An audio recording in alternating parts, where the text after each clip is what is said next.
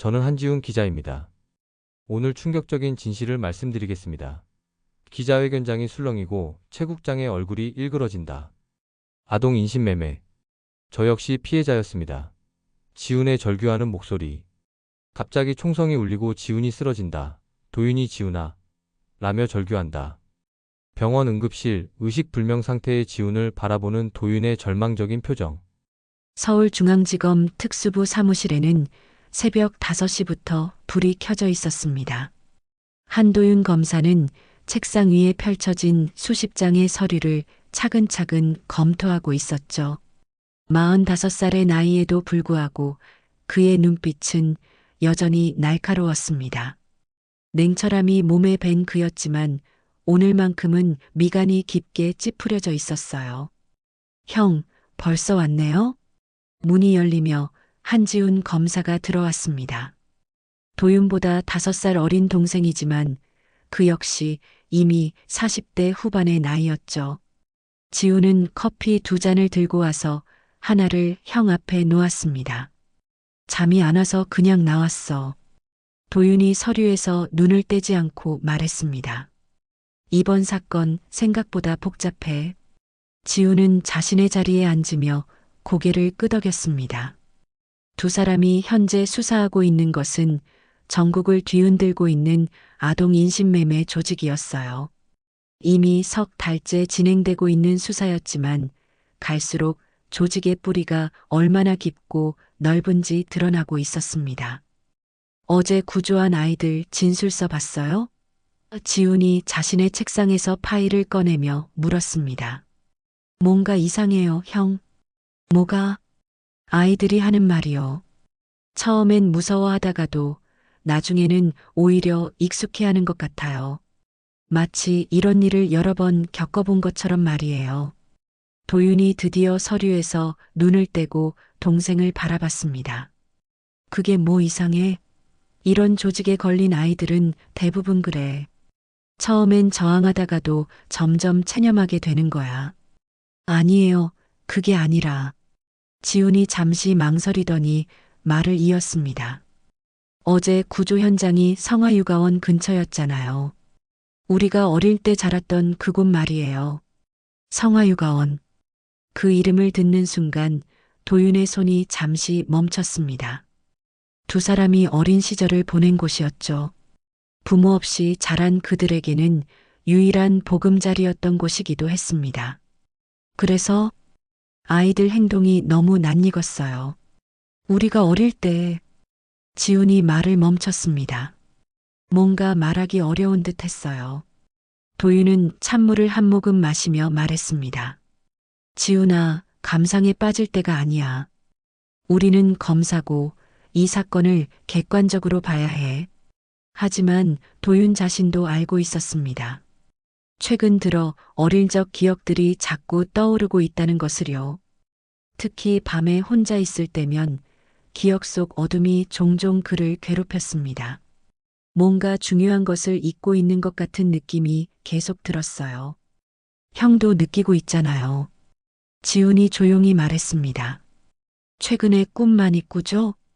도윤이 놀란 표정을 지었습니다. 지훈의 말이 정확했거든요. 최근 몇 주 동안 그는 계속해서 이상한 꿈을 꾸고 있었습니다. 어둠 속에서 누군가가 자신을 부르는 목소리, 그리고 알 수 없는 공포감이 엄습하는 꿈들이었어요. 별일 아냐? 도윤이 짧게 답했습니다. 지훈은 더 이상 말하지 않았지만 형을 걱정스럽게 바라봤습니다. 두 사람은 고아원에서 만난 이후 지금까지 늘 함께해 왔어요. 법조인이 되겠다는 꿈도 함께 키워왔고 정의로 세상을 바꾸겠다는 신념도 함께 다져왔습니다. 오늘 오후에 용의자 신문이 있어요. 지훈이 화제를 돌렸습니다. 브로커 역할을 했다는 그 남자 말이에요. 알아. 준비는 다 했고. 두 사람은 각자의 업무에 집중하기 시작했습니다. 하지만 사무실 안에는 묘한 긴장감이 흘렀어요. 마치 곧 무언가 큰 일이 일어날 것 같은 느낌이었습니다. 점심시간이 되어서야 도윤이 다시 입을 열었습니다. 지훈아, 우리가 이 일을 하는 이유가 뭐라고 생각해? 갑자기 왜 그런 말씀을? 그냥 요즘 자꾸 생각나서. 지훈이 잠시 생각하더니 대답했습니다. 우리 같은 아이들이 더 이상 생기지 않게 하려고요. 법으로 세상을 바꿀 수 있다고 믿고 있으니까요. 도윤이 고개를 끄덕였습니다. 맞는 말이었어요. 그들이 검사가 된 이유, 특히 이런 사건들을 맡아서 수사하는 이유였습니다. 하지만 왜인지 모르게 마음 한구석이 불안했어요. 오후 신문이 시작되었습니다. 용의자는 중년 남성으로 아이들을 해외로 빼돌리는 역할을 했다고 알려져 있었어요. 하지만 그는 완강히 부인했습니다. 저는 단지 여행사를 운영했을 뿐입니다. 아이들의 해외 입양을 도와준 것 뿐이에요. 도윤이 차가운 목소리로 물었습니다. 입양이라고 하셨습니까? 그럼 이 서류들은 뭡니까? 테이블 위에 놓인 서류들은 명백히 거래 내역을 보여주고 있었습니다. 아이들을 상품처럼 분류하고 가격을 매긴 흔적들이 역력했어요. 용의자가 당황하는 모습을 보며 지훈이 말했습니다. 진실을 말하세요. 더 이상 숨길 수 없을 테니까요. 신문은 몇 시간 동안 계속되었지만 용의자는 끝까지 핵심적인 내용은 말하지 않았습니다. 다만 한 가지 이상한 점이 있었어요. 그가 계속해서 옛날 일이라는 표현을 쓰고 있었다는 것이었습니다. 신문이 끝난 후 두 형제는 사무실로 돌아왔습니다. 해는 이미 저물어가고 있었어요. 뭔가 숨기고 있어요. 지훈이 말했습니다. 그것도 아주 오래된 일을. 도윤도 같은 생각이었습니다. 이 사건의 뿌리가 생각보다 훨씬 깊은 곳에 있을지도 모른다는 생각이 들었어요. 그리고 왠지 모르게 그 뿌리가 자신들과도 관련이 있을 것 같은 불길한 예감이 들었습니다. 다음 날 새벽 긴급 호출이 울렸습니다. 또 다른 아동 인신매매 현장이 발견되었다는 소식이었어요. 도윤과 지훈은 서둘러 현장으로 향했습니다. 아이들은 모두 안전한 곳으로 이송했습니다. 현장 책임자가 보고했습니다. 용의자들은 도주했지만 이것들을 남겨두고 갔어요. 급하게 불태우려다 실패한 서류들이 흩어져 있었습니다. 지훈이 조심스럽게 수거하던 중 한 장의 문서에 시선이 멈췄어요. 형, 이것 좀 보세요. 그가 건넨 서류는 국제거래 조직과 국내 브로커들의 명단이었습니다. 그런데 서류 한 구석에 폐쇄된 고아원들의 이름이 적혀 있었어요. 그 목록 중에 성화육아원이라는 이름이 선명하게 보였습니다. 우리가 자랐던. 지훈이 중얼거렸습니다. 우연의 일치일 거야. 도윤이 차갑게 말했지만 그의 손이 미세하게 떨리고 있었어요. 그날 오후 지훈은 혼자서 성화육아원을 찾아갔습니다. 폐쇄된 건물 근처 요양원에서 양춘자 원장을 만날 수 있었어요. 치매를 앓고 있는 그녀였지만 지훈을 알아봤습니다. 지훈이구나. 도윤이는 어디 있어? 원장님, 옛날 일에 대해 여쭤보고 싶은 게 있어요. 양춘자가 멍하니 창밖을 바라보며 중얼거렸습니다. 옛날. 아이들이 하나둘씩 좋은 데로 갔지. 좋은데요? 응, 도윤이랑 지훈이는 일본 바이어가. 양춘자가 갑자기 말을 멈췄습니다. 그리고 다시 멍한 표정이 되었어요. 아니, 좋은 데로 갔어. 입양 갔어. 지훈의 등에 식은땀이 흘렀습니다. 일본 바이어. 그 말의 의미가 무엇인지 직감했거든요. 원장님, 혹시 옛날 사진이나 자료가 남아있나요? 창고에 박스들이. 지훈은 서둘러 창고로 향했습니다. 먼지가 쌓인 박스들 사이에서 오래된 앨범을 발견했어요. 떨리는 손으로 앨범을 열어보니 성화육아원 시절의 사진들이 나왔습니다. 마지막 페이지에서 충격적인 사진을 발견했습니다.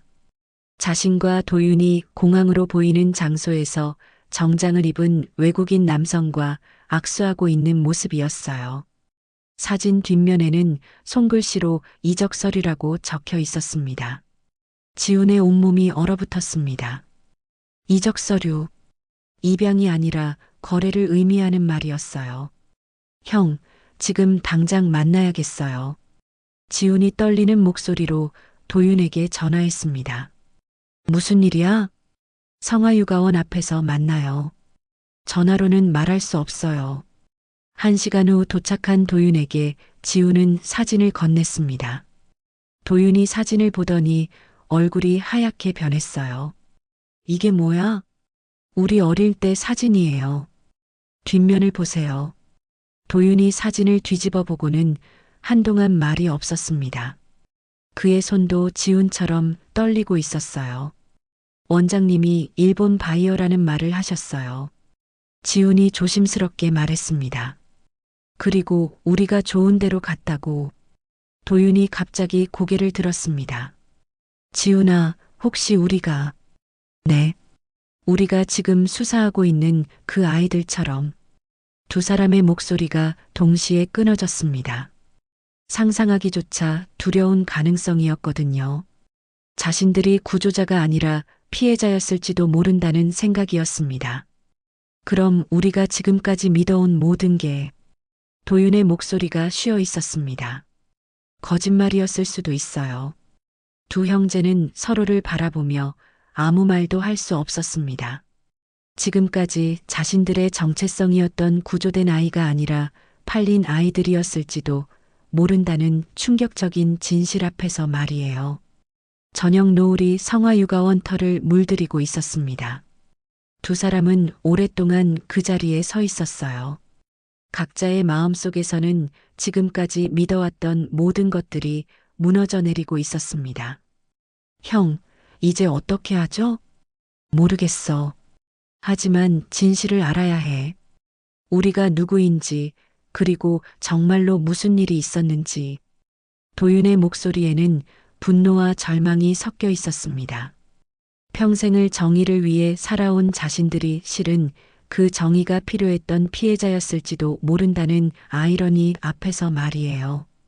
하지만 두 사람 모두 알고 있었습니다. 이제 돌아갈 수 없다는 것을, 진실이 무엇이든 끝까지 파헤쳐야 한다는 것을 말이에요. 다음 날 아침, 도윤은 평소보다 일찍 사무실에 나왔습니다. 어젯밤 한숨도 못 잔 채로 말이에요. 지훈이 보여준 사진이 계속 머릿속을 맴돌았거든요. 하지만 그는 여전히 그것이 우연의 일치일 거라고 자신을 설득하려 했습니다. 감정에 휘둘리면 안 돼. 도윤이 혼잣말을 중얼거렸습니다. 검사는 객관적이어야 해. 하지만 마음 한구석의 불안감은 쉽게 가라앉지 않았어요. 그는 어제 발견한 서류들을 다시 펼쳐놓고 꼼꼼히 살펴보기 시작했습니다. 국제거래 조직의 명단, 브로커들의 연락처, 그리고 폐쇄된 고아원들의 목록까지. 뭔가 놓친 게 있을 거야. 도윤이 서류를 다시 정리하던 중 한 장의 문서가 바닥에 떨어졌습니다. 어젯밤에는 보지 못했던 것이었어요. 그가 그 종이를 집어들고 보는 순간 온몸이 얼어붙었습니다. 그것은 국정원 퇴직자 명단과 관련된 문서였는데 한 구석에 작은 글씨로 이런 내용이 적혀 있었어요. 한도윤, 한지훈 마이너스 1981년 매각, 재등록.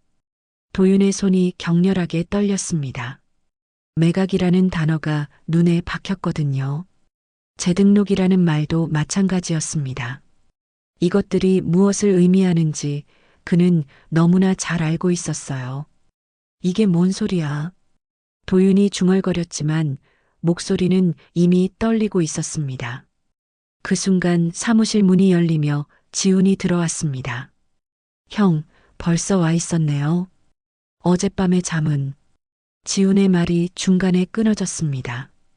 도윤의 얼굴이 하얗게 질려 있었거든요. 형, 괜찮아요? 도윤이 말없이 그 문서를 지훈에게 건넸습니다. 지훈이 내용을 읽더니 그 역시 얼굴이 창백해졌어요. 이게 무슨 뜻이에요? 우리가 생각하는 그 뜻이야. 도윤의 목소리는 쉬어 있었습니다. 매각, 재등록, 우리가 정말로. 두 사람은 서로를 바라보며 말을 잇지 못했습니다. 어제까지만 해도 희미한 의혹이었던 것이 이제는 거의 확실해지고 있었거든요. 지훈이 먼저 입을 열었습니다. 그럼 우리가 지금까지 구조하고 있는 애들처럼 우리도 구조된 게 아니라 거래된 거였다고요? 그런 것 같아. 도윤이 힘없이 답했습니다. 그럼 지금까지 우리가 해온 일은 뭐예요? 우리가 믿어온 정의는 뭐고요? 지훈의 목소리에는 분노가 섞여 있었습니다. 평생을 걸고 추구해온 가치들이 한순간에 무너져 내리는 기분이었거든요. 모르겠어. 정말 모르겠어. 그들이 정의라고 믿어온 모든 것이 사실은 거짓 위에 세워진 것일지도 모른다는 생각이 그를 짓눌렀어요. 자신들이 피해자였다면 지금까지 해온 모든 수사와 신념들이 어떤 의미를 갖는 걸까요? 형, 그래도 우리가 지금 하고 있는 일은 옳은 일이잖아요. 지훈이 조심스럽게 말했습니다. 아이들을 구하는 거니까. 그래, 맞아. 하지만 도윤이 고개를 들었습니다. 우리 자신에 대한 진실을 모르는 채로 어떻게 다른 사람들을 구할 수 있겠어? 두 사람은 한동안 침묵에 잠겼습니다. 사무실 안에는 무거운 공기가 흘렀어요. 그때 도윤의 휴대폰이 울렸습니다. 상급자로부터의 전화였어요. 한 검사, 지금 당장 올라와. 도윤이 전화를 끊고 지훈을 바라봤습니다. 위에서 부른대. 아마 어제 발견한 자료들 때문일 거야. 함께 갈게요. 아니야. 너는 여기 있어. 혹시 모르니까. 도윤이 사무실을 나간 후 지훈은 혼자 남겨진 서류들을 다시 살펴보기 시작했습니다. 뭔가 더 찾을 수 있을 것 같았거든요. 1시간 후 도윤이 돌아왔을 때 그의 얼굴은 더욱 어두워져 있었습니다. 형, 무슨 일이에요? 수사 방향을 바꾸라고 하더군. 도윤이 씁쓸하게 말했습니다. 더 이상 과거 자료들은 건드리지 말고 현재 진행형인 사건에만 집중하라고. 왜요? 국가기밀이 관련될 수 있다는 이유였어. 그리고 도윤이 잠시 망설였습니다. 우리 둘이 이 사건에서 제외될 수도 있대. 지훈이 놀란 표정을 지었습니다. 제외요? 왜요? 이해관계자의 가능성이 있다는 거야. 우리가 성화유가원 출신이라는 걸 알고 있더군. 두 사람은 서로를 바라봤습니다. 이제 상황이 더욱 복잡해지고 있었어요. 진실에 가까워질수록 더 큰 저항에 부딪히고 있었거든요. 형, 우리가 포기할 건 아니죠? 지훈이 물었습니다. 도윤이 오랫동안 생각하더니 대답했습니다. 아니야. 포기할 수 없어. 우리가 누구인지, 그리고 정말로 무슨 일이 있었는지 알아야 해. 그럼 어떻게 하죠? 공식적으로는 수사에서 손을 떼는 척하자. 하지만 비공식적으로는 계속 파헤쳐 보는 거야. 지훈이 고개를 끄덕였습니다. 형의 말이 맞았어요. 이제 돌아설 수는 없었습니다. 그런데 형, 한 가지 이상한 게 있어요. 지훈이 서류를 가리키며 말했습니다. 이 명단을 보면 우리 말고도 다른 아이들이 더 있었던 것 같아요. 같은 시기에 같은 방식으로. 도윤이 서류를 자세히 살펴봤습니다. 정말로 여러 명의 이름이 비슷한 방식으로 기록되어 있었어요. 그럼 우리만이 아니라는 뜻이군. 네. 그리고 이 중에 몇 명은 지훈이 잠시 망설였습니다. 지금도 살아있을 수 있어요. 두 형제는 마침내 자신들이 얼마나 큰 일에 휘말려 있는지 깨닫기 시작했습니다. 이것은 단순한 개인의 과거가 아니라 수십 년간 지속되어 온 거대한 조직의 일부였던 것이에요. 일주일이 지났습니다. 도윤과 지훈은 공식적으로는 다른 사건을 맡으며 평상시처럼 업무를 보고 있었어요. 하지만 비밀리에 자신들의 과거를 파헤치고 있었습니다. 형, 이거 봐요. 지훈이 조용히 쪽지를 건넸습니다. 국정원 자료실에서 몰래 복사해 온 거예요. 도윤이 내용을 보는 순간 얼굴이 굳어졌습니다. 조직의 핵심 인물 중 하나가 현직 검찰 고위직과 연루되어 있다는 첩보였거든요. 최 국장, 도윤이 작은 목소리로 중얼거렸습니다. 바로 그들의 직속 상관이었어요. 그가 과거 성화육아원 운영법인과도 연결되어 있었다는 내용이었습니다. 이게 사실이라면 우리가 지금까지 그의 감시 아래 있었다는 뜻이에요. 지훈의 목소리가 떨렸습니다. 그날 저녁 지훈은 최 국장을 몰래 미행했습니다. 최 국장은 집으로 가지 않고 서울 외곽의 한적한 별장으로 향했어요. 지훈은 조심스럽게 별장에 접근했습니다. 창문 사이로 새어나오는 불빛과 함께 최 국장의 목소리가 들렸어요. 아직도 그 두 놈이 파헤치고 있나? 네, 하지만 공식적으로는 손을 뗀 상태입니다. 다른 남자의 목소리였습니다. 공식적으로는 말이지. 그놈들의 성격을 내가 얼마나 잘 아는데. 지훈의 심장이 빨리 뛰었습니다. 자신들에 대한 대화였거든요. 창문을 통해 안을 들여다보니 충격적인 광경이 펼쳐져 있었습니다. 벽면에는 과거 성화육아원 원생들의 사진이 붙어 있었어요. 자신과 도윤의 어린 시절 사진도 보였습니다. 그 옆에는 매각 대상 리스트라고 적힌 종이가 있었어요. 그런데 가장 충격적인 것은 리스트 맨 마지막에 빨간 펜으로 적힌 글씨였습니다. 재접근 금지 한도윤, 한지훈 현재 검사. 지훈이 더 자세히 보려고 몸을 기울이는 순간 발밑에 나뭇가지가 부러지는 소리가 났습니다. 뭐야, 지금 소리? 누군가 밖에 있는 것 같은데. 확인해봐. 지훈은 급히 그 자리를 빠져나와 차로 달려갔습니다. 1시간 후 지훈은 도윤에게 긴급 전화를 걸었습니다. 형, 지금 당장 만나야겠어요. 절대 사무실은 안 돼요. 도윤이 지훈의 집에 도착했을 때 지훈은 이미 모든 커튼을 내리고 있었습니다. 무슨 일이야? 지훈이 최 국장을 미행해서 본 모든 것을 털어놨습니다. 별장, 사진들, 그리고 마지막에 본 그 무서운 메모까지 말이에요. 재접근 금지. 도윤의 얼굴이 분노로 일그러졌습니다. 네. 우리가 현재 검사라는 것도 적혀 있었어요. 도윤이 주먹을 꽉 쥐며 분노를 터뜨렸습니다. 그럼 우리는 단지 살아남은 게 아니라 잊혀져야 했던 거구나.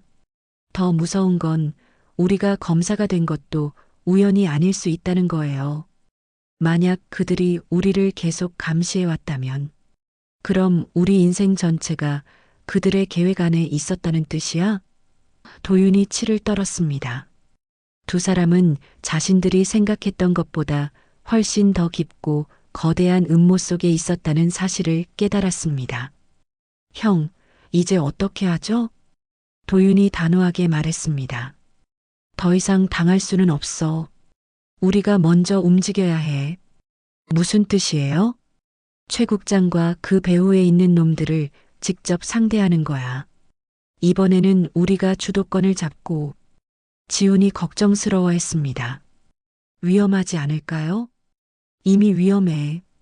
우리가 아무것도 안 해도 그들은 우리를 가만두지 않을 거야. 도윤의 말이 맞았습니다. 이제 더 이상 숨어 있을 수는 없었어요. 알겠어요, 형. 그럼 어떻게 시작하죠? 증거를 더 확보하고 그들보다 한 발 앞서 움직이는 거야. 우리에게는 한 가지 장점이 있어. 뭔가요? 그들은 우리가 이미 진실을 알고 있다는 걸 모른다는 거야. 도윤의 눈에 차가운 결의가 서렸습니다. 수십 년간 숨겨져 온 진실과 마주할 시간이 다가오고 있었어요. 이제 피해자가 아닌 사냥꾼이 되어야 할 때였습니다. 우리가 누구인지, 그리고 왜 이런 일이 벌어졌는지 모든 걸 밝혀내자. 두 형제는 마침내 자신들만의 전쟁을 시작하기로 결심했습니다. 진실을 향한 위험한 여정의 시작이었어요. 며칠 후 도윤과 지우는 서로 다른 생각을 하고 있었습니다.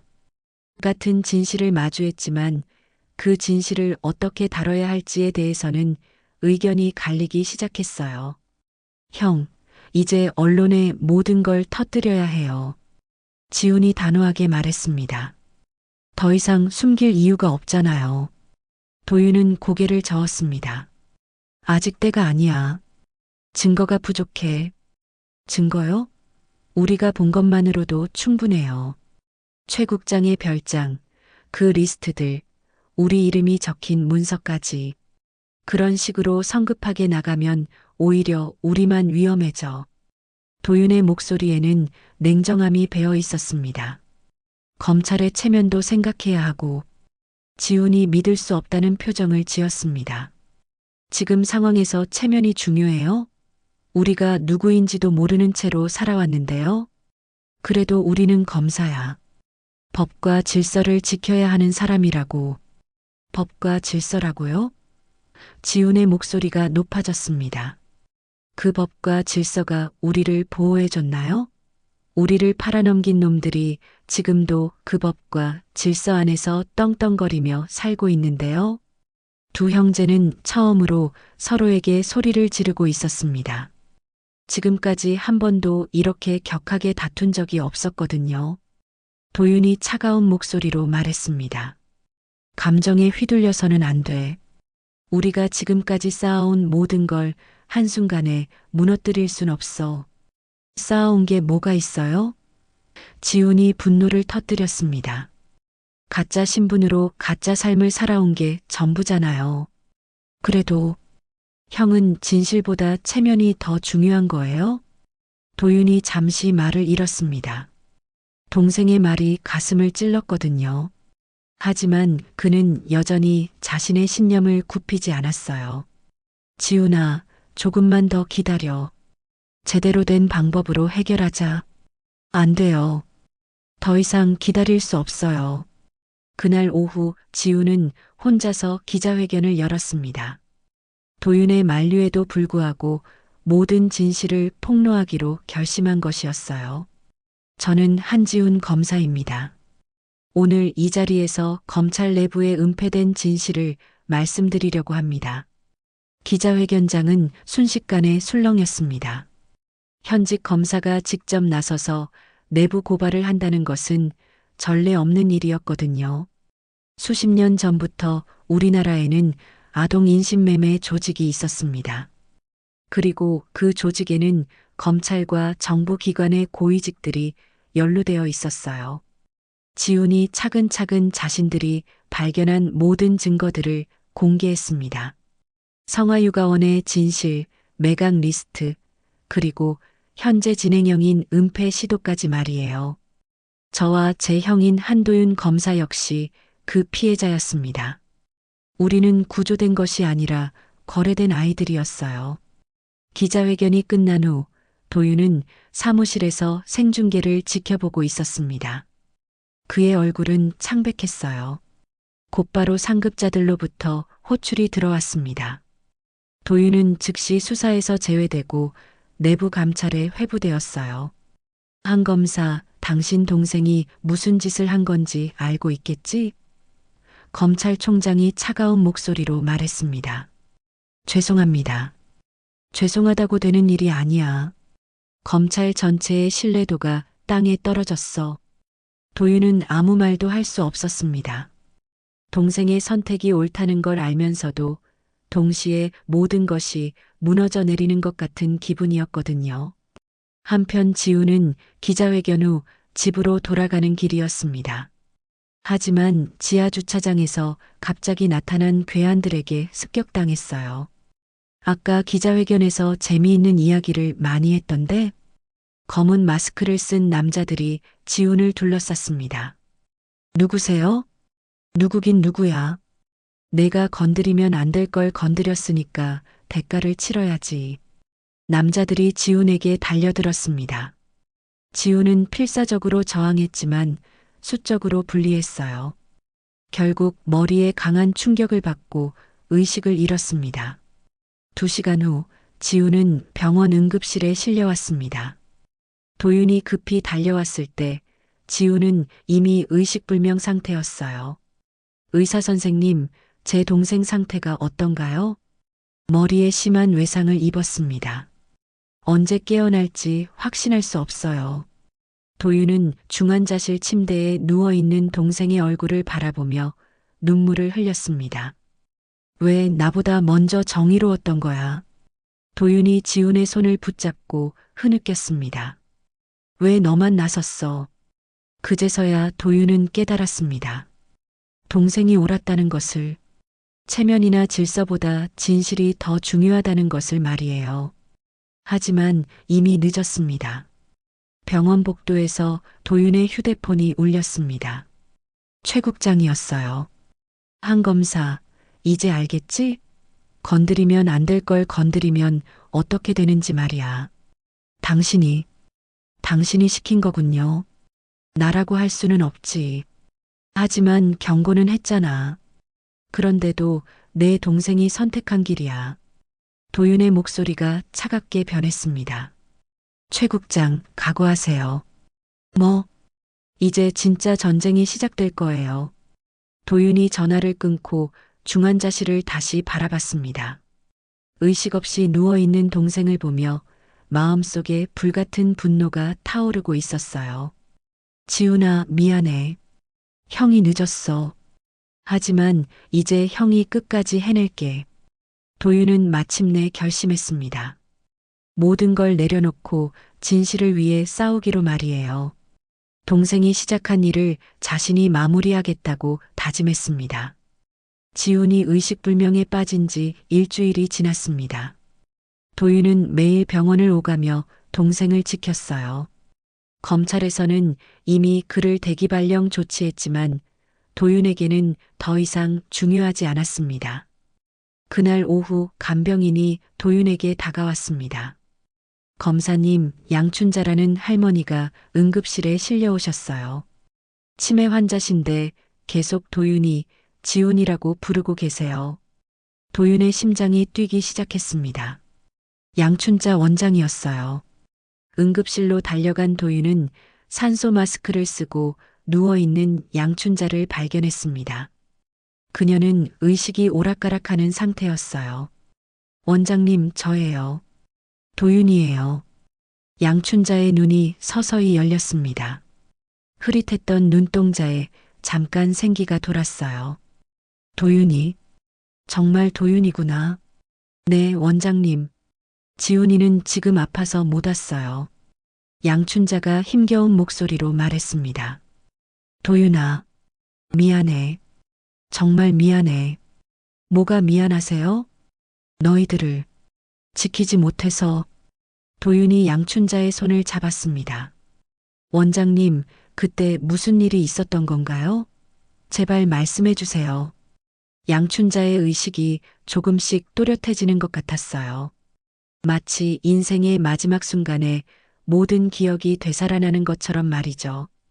그때 사람들이 와서 아이들을 데려간다고 했어.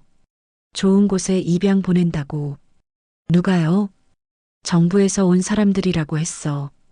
서류도 다 가져왔고. 나는 정말 좋은 일인 줄 알았어. 양춘자의 목소리가 떨렸습니다. 하지만 나중에 알았지. 그게 입양이 아니라는 걸. 아이들이 팔려간 거였어. 도윤의 가슴이 먹먹해졌습니다. 원장님, 그럼 저희도.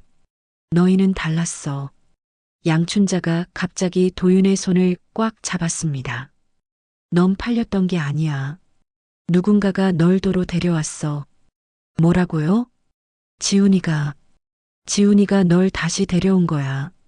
도윤이 충격에 빠졌습니다. 무슨 말씀이세요? 양춘자가 힘겹게 기억을 되짚어가며 말했습니다. 도윤이 내가 먼저 팔려갔어. 일본으로. 그때 지훈이가 울면서 매달렸지. 형을 데려가지 말라고. 그런데 며칠 후에 지훈이가 사라졌어. 지훈이가 사라졌다고요? 응. 그리고 이상하게도 도윤이 내가 다시 돌아왔어. 지훈이와 함께 도윤의 머릿속이 혼란스러워졌습니다. 그게 무슨 뜻인가요? 지훈이가, 지훈이가 자기를 대신 팔아서 널 데려온 거야. 그 순간 도윤의 세상이 무너지는 것 같았습니다. 지훈이 자신을 구하기 위해 자기 자신을 희생했다는 뜻이었거든요. 그럼 지훈이는 며칠 후에 다시 돌아왔어. 하지만 많이 변해 있었지. 무서워하고 악몽을 꾸고 양춘자의 목소리가 더욱 약해졌습니다. 그래서 내가 너희 둘 다 다른 곳으로 보냈어. 더 안전한 곳으로. 그게 다른 고아원이었고 거기서 너희가 자랐지. 도윤은 모든 퍼즐 조각이 맞춰지는 것을 느꼈습니다. 왜 자신과 지훈의 기억에 공백이 있었는지, 왜 지훈이 가끔 악몽에 시달렸는지 이제 알 것 같았어요. 원장님, 그럼 지훈이는 저 때문에. 아니야. 양춘자가 간신히 말했습니다. 지훈이는 사랑 때문에 그런 선택을 한 거야. 형을 사랑해서. 도윤의 눈에서 눈물이 흘러내렸습니다. 동생이 어린 나이에 자신을 구하기 위해 그런 끔찍한 일을 겪었다는 사실이 가슴을 찢어 놓았거든요. 그리고 도윤아. 네. 지훈이 휴대폰을 봐. 양춘자가 그 말을 마지막으로 다시 의식을 잃었습니다. 도윤은 급히 지훈의 병실로 달려갔습니다. 지훈의 개인 소지품 중에서 휴대폰을 찾아 켰어요. 휴대폰의 녹음 앱을 확인해 보니 여러 개의 파일이 있었습니다. 가장 최근 것을 재생해 보니 최 국장의 목소리가 들렸어요. 그림자님, 한지훈이 기자회견을 열었습니다. 예상했던 일이야. 그래서 준비는 했고, 네, 이미 처리했습니다. 하지만 한도윤이 문제예요. 한도윤은 다르게 접근해야 해. 걔는 지훈이와 달라. 더 조심스럽거든. 어떻게 하시겠습니까? 일단 지켜보자. 너무 성급하게 움직이면 오히려 의심받을 수 있어. 도윤은 녹음을 들으며 분노가 치밀어 올랐습니다. 그들이 모든 걸 계획하고 있었다는 증거였거든요. 다음 녹음 파일에는 더욱 충격적인 내용이 있었습니다. 그림자님, 사실 걱정되는 게 있습니다. 뭐가? 한도윤과 한지훈이 진실을 알게 되면 그들이 어릴 때 겪은 일까지 기억해낼 수 있어요. 그건 절대 안 돼. 특히 지훈이가 형을 구하기 위해 했던 일은. 네, 그 기억이 되살아나면 모든 게 끝나니까요. 도윤은 휴대폰을 떨리는 손으로 잡고 있었습니다. 지훈이 이 모든 것을 녹음해뒀다는 것, 그리고 자신을 위해 목숨까지 걸었다는 것이 너무나 고마우면서도 미안했어요. 지훈아, 미안해. 정말 미안해. 도윤이 지훈의 손을 잡고 중얼거렸습니다. 난 너 대신 살아남았던 거야. 넌 날 다시 사람으로 만들어준 거였어. 그런데 난 그것도 모르고 그때 지훈의 손가락이 살짝 움직였습니다. 의식이 돌아오는 신호였어요. 지훈아. 지훈의 눈이 천천히 열렸습니다. 도윤을 보더니 희미하게 미소를 지었어요. 형, 이제 알겠어요? 응, 알겠어. 모든 걸 알겠어. 두 형제는 서로를 바라보며 눈물을 흘렸습니다. 잃어버린 기억의 조각들이 하나씩 맞춰지면서 그들의 진짜 이야기가 비로소 완성되고 있었어요. 지훈이 의식을 되찾은 지 사흘이 지났습니다. 두 형제는 병원에서 모든 계획을 세웠어요. 이제 더 이상 숨을 이유가 없었습니다. 형, 정말 혼자 가실 거예요? 지훈이 걱정스러운 목소리로 물었습니다. 너는 아직 몸이 완전하지 않아. 그리고 이건 내가 해야 할 일이야. 도윤이 단호하게 말했습니다. 하지만 위험해요. 지훈아, 내가 나를 구하기 위해 그때 그런 일을 겪었잖아. 이번엔 형이 우리를 위해 끝을 내야 해. 도윤은 검사직을 사표를 냈습니다. 공식적으로는 더 이상 검사가 아니었지만 마음속으로는 여전히 정의를 위해 싸우는 사람이었어요. 그날 밤 도윤은 지훈의 휴대폰에서 복원해낸 정보를 바탕으로 움직였습니다. 최 국장과 그림자가 만나는 장소를 알아냈거든요. 서울 외곽의 폐건물. 한때 공장이었던 그곳은 이제 아무도 찾지 않는 버려진 공간이었습니다. 도윤은 몸에 소형 녹음기를 숨기고 그곳으로 향했어요. 건물 안으로 들어가니 불빛이 보였습니다. 지하로 내려가는 계단이 있었어요. 도윤은 조심스럽게 발걸음을 옮겼습니다. 지하에는 넓은 공간이 있었고 그곳에서 여러 명의 사람들이 모여 있었어요. 최 국장도 보였고 정장을 입은 중년 남성도 있었습니다. 그가 바로 그림자인 것 같았어요. 오늘 거래는 얼마나 되는 거야? 그림자가 물었습니다. 이번에는 좀 특별해요. 동남아 쪽 바이어들이 한국 아이들을 선호하거든요. 최 국장이 답했습니다. 도윤은 숨을 죽이며 그들의 대화를 들었습니다. 여전히 아이들을 거래하고 있었던 것이에요. 그런데 한도윤과 한지훈 문제는 어떻게 됐어? 그림자가 물었습니다. 한지훈은 처리했습니다. 한도윤은 아직이지만 이미 검찰에서 쫓겨났으니까 별 문제 없을 거예요. 확실해? 네, 확실합니다. 도윤이 더 이상 참을 수 없었습니다. 그는 그림자 속에서 나타났어요. 확실하지 않은 것 같은데? 모든 사람들이 놀라며 도윤을 바라봤습니다. 한도윤? 여긴 어떻게 해? 최 국장이 당황했습니다. 당신들이 하는 일을 보러 왔어요. 도윤이 차가운 목소리로 말했습니다. 아직도 아이들을 팔고 있더군요. 그림자가 웃으며 말했습니다. 한도윤, 내가 여기 온 건 실수야. 이제 살아서 나갈 수 없을 텐데. 그건 당신들 얘기죠. 도윤이 주머니에서 무언가를 꺼냈습니다.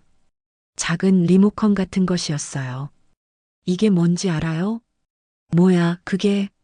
경찰서에 신호를 보내는 장치예요. 제가 여기 들어오는 순간부터 이미 경찰들이 포위하고 있어요. 그림자의 얼굴이 굳어졌습니다. 거짓말이겠지. 한번 밖을 봐보세요. 정말로 건물 밖에서 사이렌 소리가 들리기 시작했어요. 도윤은 미리 경찰에 신고를 해뒀던 것이었습니다. 한도윤, 내가 설마. 최 국장이 믿을 수 없다는 표정을 지었습니다. 네, 모든 걸 신고했어요. 당신들의 거래 장소, 시간, 참석자들까지 전부 말이에요. 그림자가 분노하며 소리쳤습니다. 너 같은 놈이 우리를 잡겠다고? 내가 누구인지도 모르면서? 제가 누구인지는 이제 알아요. 도윤이 당당하게 말했습니다. 저는 한때 당신들의 피해자였던 한도윤이고, 이제는 당신들을 심판할 사람이에요. 피해자라고? 하?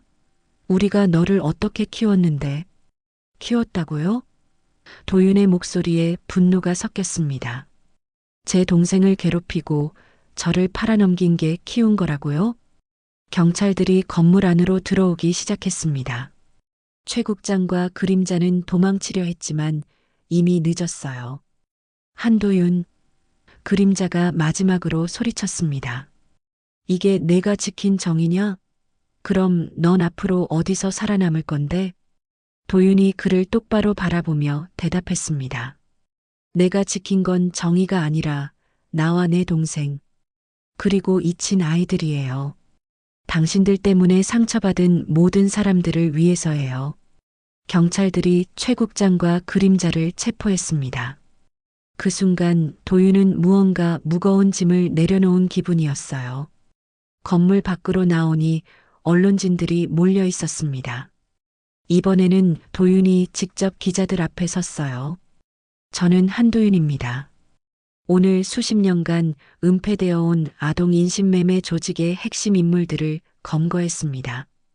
플래시가 터지고 질문들이 쏟아졌지만 도윤은 침착했습니다. 이 사건은 단순한 범죄 조직 척결이 아닙니다. 잊혀졌던 아이들의 목소리를 되찾는 일이에요. 기자 중 한 명이 물었습니다.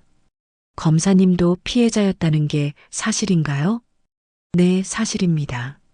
하지만 이제는 더 이상 피해자가 아니에요. 저희는 생존자이고 진실을 밝혀낸 사람들이에요. 그날 밤 뉴스는 온통 이 사건으로 도배되었습니다. 수십 년간 숨겨져 있던 거대한 조직이 한순간에 무너진 것이었어요. 도윤은 병원으로 돌아가 지훈에게 모든 것을 보고했습니다. 끝났어, 지훈아. 정말 끝났어. 지훈이 형의 손을 잡으며 말했습니다. 고생 많았어요, 형. 두 형제는 서로를 바라보며 미소를 지었습니다. 긴 악몽이 끝나고 새로운 시작을 할 수 있게 된 것이었어요. 6개월이 지났습니다. 최 국장과 그림자를 비롯한 아동 인신매매 조직은 모두 중형을 선고받았어요. 사건은 국정조사로 확장되었고 과거의 모든 진실이 드러났습니다. 도윤과 지훈은 검찰을 떠나 새로운 길을 걷고 있었습니다. 서울의 한 사무실에서 특별한 재단을 준비하고 있었어요. 형, 이름은 정말 1981 희망의 집으로 할까요? 지훈이 서류를 정리하며 물었습니다. 응. 우리가 팔려간 해이기도 하고 동시에 다시 만난 해이기도 하니까. 아동 인신매매 피해자들을 위한 법률 지원 재단이었습니다. 과거의 피해자들을 찾아내고 현재의 아이들을 보호하는 것이 목표였어요. 그날 오후 첫 번째 상담자가 찾아왔습니다. 40대 초반의 김민수였어요. 뉴스에서 두 분 이야기를 봤어요.